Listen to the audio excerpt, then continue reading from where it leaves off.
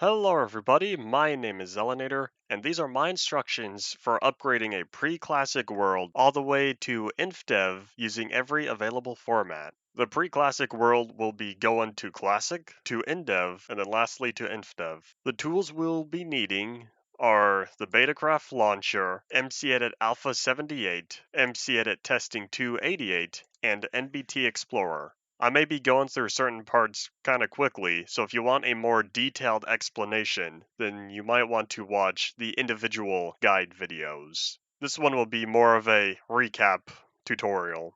First, I will be showing off the pre-classic level that we will be using for this video.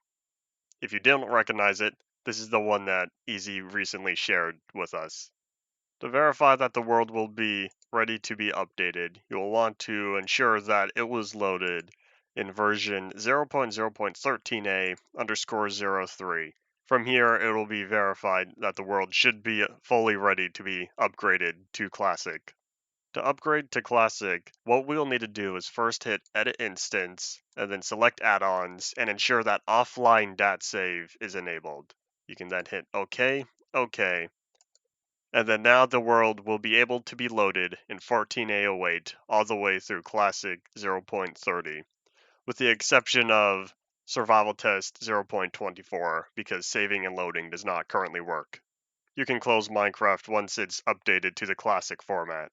From Classic, you'll then want to create an Indev world, preferably one from later in Indev, February 6th or later, in order to verify that the world will be able to be loaded after editing it with MCEdit. Once Indev is loaded, create a new world and save it. This will be the world you will be importing the classic chunks into. You can then close Minecraft. Next, what you'll want to do is locate your classic level and rename it from a .dat to a .mine so that MCEdit will be able to open it. Open MCEdit Testing 288 and load the classic world. With the world open in MCEdit, select all chunks and then press Export. You will want to save it as a schematic. Once the schematic is saved, you can close MCEdit. You will want to locate the classic schematic you just created and open it with NBT Explorer.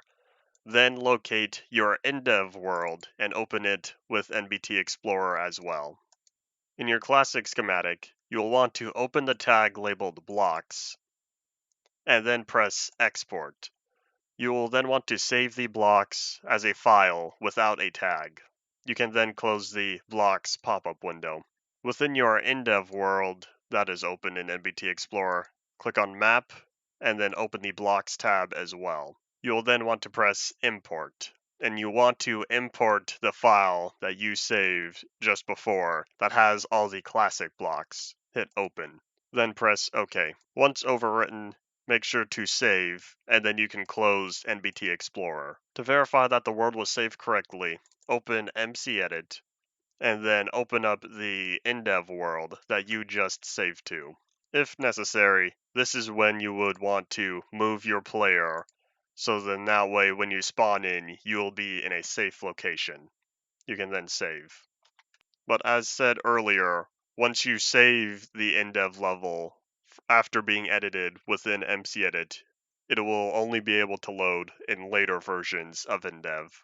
I will also share now that once you save the classic world in Indev, one block on each of the 6 sides of the world will be overwritten with the Indev world settings once you save it. You can now close MCEdit. Next, you will want to open up Infdev and create a new world. Now do note that Infdev versions before 6.11 will always save to the root.minecraft folder, but 6.11 and later will save to the instance folder. You can then hit OK and play. Once you have an Infdev world ready that you will be importing the Indev chunks, you can then close Minecraft. Next, we will want to go to MCEdit Testing 288 and open the Indev level from before. You'll want to select all chunks and export these as a schematic. Once saved, you can then quit. Next, navigate to the Infdev world you just created, and you will want to delete all chunks. Once deleted, you will want to open up MCEdit Alpha 78 and then open the Infdev level that you just cleared out the chunks for. You will then want to import your Indev world directly, and not the schematic you just created. Next is to place your Indev chunks right about where you wish them to be, and ensure that chunk align is on. You can then press Import. You will not need to worry about the height of the chunks yet. You can then save their position. Once imported, you can quit mcedit alpha 78 and then open mcedit testing 288. You will want to open the infdev level that you are just working with. Once the world has been opened, you can select all Indev chunks and delete blocks. You will want to fill with air. You can then deselect. Now you'll want to import the schematic that you created a little bit ago of the Indev world. You'll then want to place them where the Indev chunks are, and once again ensure that chunk align is on. Once in position, you can press Import.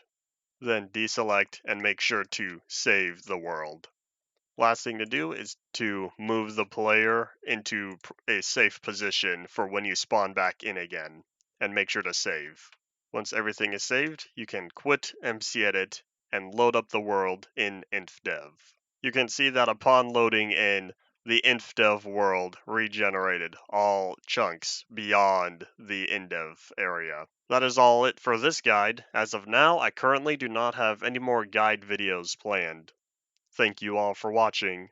Bye.